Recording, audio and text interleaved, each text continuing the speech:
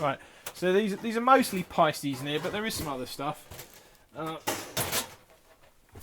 So these are some Zildjians. These are another acquisition from Shamrock Drums. These are some early 80s or possibly from the 70s new beats, Zildjian new beats. This would be the bottom, yeah. Slightly heavier than top. You can see the you can see the logo there, the hollow logo, which was around until I think it was early or 80s. Now, if you've been watching the Mike Dolbear web show, the next one that comes up will actually have these. I think it'd be the next one anyway. We'll actually have these hi-hats in them. These are. I've always said they were K's. Well, in fact, this one actually says K on it, but then they're basically hi-hats, which came to me. I must have bought these 15 years ago, and there's many weird things about these cymbals, but they're a mismatch, so they're not an original pair.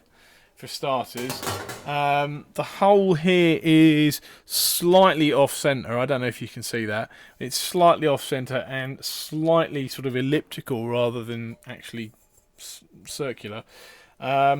Profile-wise, the bell is sort of quite pronounced, and it's also about 14¼ inches. This, on the other hand, the bottom. At least is what I use on the bottom, is slightly more buffed. In fact, they are both K's because I've just seen the K on the other one. So this is Istanbul. It's got a K there, made in Turkey. So these are proper old ones. As I said, I've always believed they're from sort of the 60s. Could actually be a bit earlier than that. I've never bothered looking. This is actually about 14, so it sits sort of comfortably under this one, and in fact, as you can possibly see, that's with the bells together. So if you can sort of that's with them flat. So I'll turn it over actually, so you can see how they don't sit together because there's the overlap there, and the hole's not straight. So. But having said all that, they're lovely cymbals. They're very, very dry and got a very defined sort of chick sound to them. This is my. This is actually an odd one. I don't know if I can actually get this in close enough to for you to be able to see. This is actually a K, and it's a Constantinople stamp on it. So I don't know if that's actually coming out properly, but this is a Zildjian made in Constantinople, which I think Constantinople changed to Istanbul in 1930. So this is a pre-1930s Zildjian. It's a 15. It's got one hole in it there for a rivet. Quite a sort of pronounced bell. Buffed on the top, which I don't know whether that was what it was originally. It may have actually been bigger and it's been cut down. I mean, probably not by much if it was the case, because the stamp's there, as I said, so it's far enough in for it to be original. Dull on the bottom. I just got this back from my friend Yard, who I lent it to about 5 years ago. In fact, over 5 years ago, and I've just got it back recently.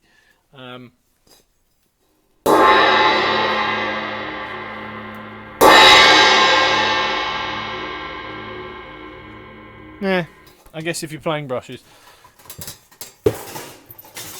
Over to some of my Meinl stuff. This is my 18-inch sand medium crash. Basically, it's one of the Benny Greb crashes. Fantastic cymbals. Soundcast Diffusion 16-inch powerful crash. Looks an awful lot look like the K hybrids. The Akira Jimbo ones. Yes, I do have the stickers on there still on a lot of them. I don't know why, I'm just trying to be a bit more hip and street. Probably not working, is it? Pull these up. Mine Custom Classics. I actually got this, that one, these. I got these to review 5 odd years ago, 6 years ago, and they're kind of cool. I mean, these are a little bit thicker, but they're kind of cool. They work. They sound splashy. They're sort of heavier splash sound, but you know, they're cool. 12-inch filtered china. This actually did used to belong to Thomas Lang, so Thomas Lang put that dent in there. Many years ago, I was lucky enough to buy a load of Thomas's old cymbals when he moved to LA. And being a moron, I went and sold most of them because I wasn't feeling the Meinl love at the time. And I should have kept them, but there you go. Well, I'm sure I've said in other videos about not selling stuff, so that's a prime example of where I did and I shouldn't have done. Soundcaster Fusion, medium hi-hats. These are quite bright cymbals. In fact, the Soundcaster line quite bright. Excuse me. Byzance Serpent hats. These are the 14s. I love these. I actually love the 13-inch, which is probably in one of the bags somewhere, but these are fantastic. They're reversible as well if you've never seen them. So this is heavier. They'll give you a slightly brighter sound. This will give you a more dull sound, but they're designed to work as a pair and are reversible. Benny Grabs sand hats. Quite dry, quite crunchy, I think would be the sound. Like them though, nice. I bought this actually fairly recently, just on a sort of whim because it was cheap. 18-inch china, 505. Basically, if you didn't know, the 505s are 2002s, but there was slightly, I think, slightly less gone into them in making them. But it is basically a 2002 at a cheaper price. This was the first china I ever got. And in fact, it was actually one of the first cymbals I ever got. I got it for £30, second hand in Foots. It's red. It's from 1985. It's a Colour Sound 5. It don't really go with much else, but it's cool. Tommy Lee had some of these. And when I was a kid, Tommy Lee was quite cool. Now this is another Wuhan. This is a 12-inch. This is a really old one. I hate to think how old this is, but it's Wuhan China. It says China just there. I got this with a 1920s. It was literally a Traps set off of someone I knew 20 odd years ago. And this was in with that, so I have no idea how old this cymbal actually is. I've never really even played it because the hole there is it's not to a modern gauge cymbal stand, so it doesn't basically fit. I'm sure it sounds like an old cymbal.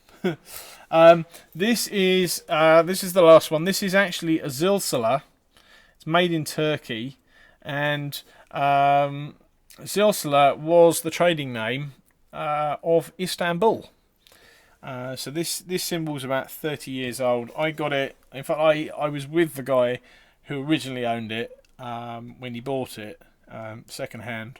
He paid 70 quid for it, and then I later traded him some D-drum triggers for it. It's made by Agop. I'm not even going to try and pronounce his surname. Well, actually, so it's got Mehmet and Agop's name on it, just there, which you won't be able to see, and then Istanbul underneath. So this is basically a pre-Istanbul Istanbul, and it's been signed, I think, Zilsala under there. It's an 18, 45.5 centimeters, medium. It's an okay cymbal. It just doesn't go with anything else.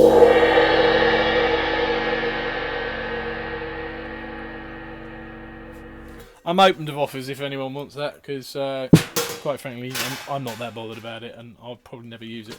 So, but anyway, that took a little longer than I was expecting, but there you go. They're my spares. I hate to think how many. If anyone's counting, please do let me know how many was in there.